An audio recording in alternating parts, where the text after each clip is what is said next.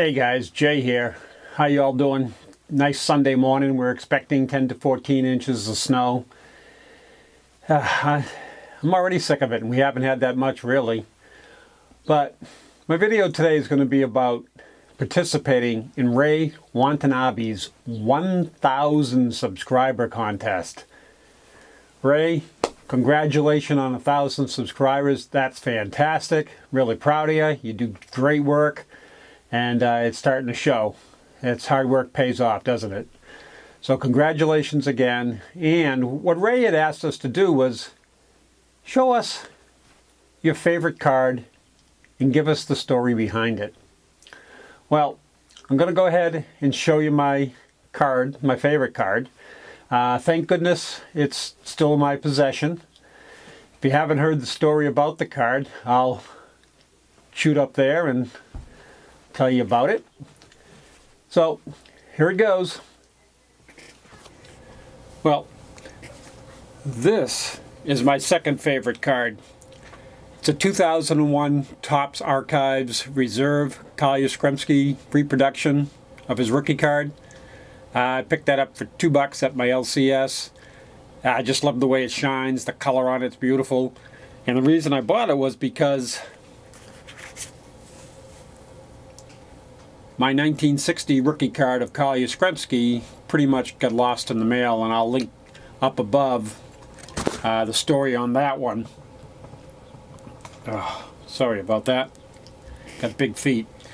But anyway, the story behind this card is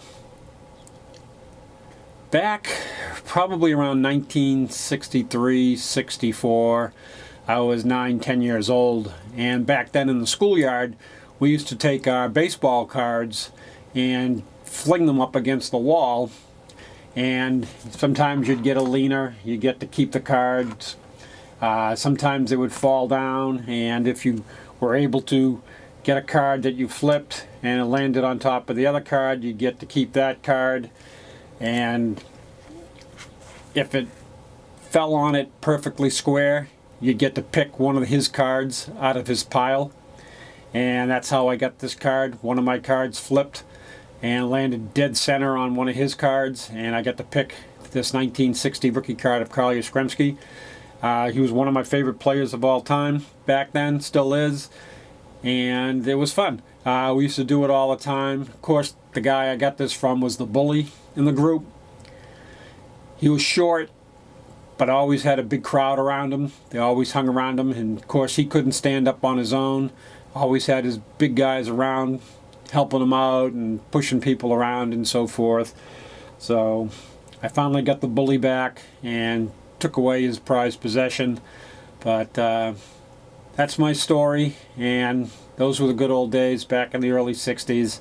And I'm going to go ahead again and send this card off to get graded. So hopefully it'll come back. I'm hoping for at least a 4 or a 5, as you can see on the back here. Very off-centered on the left-hand side. Very off-center.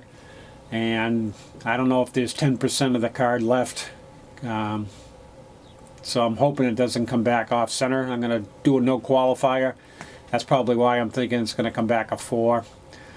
You can see a little bit of print mark up here and down in here.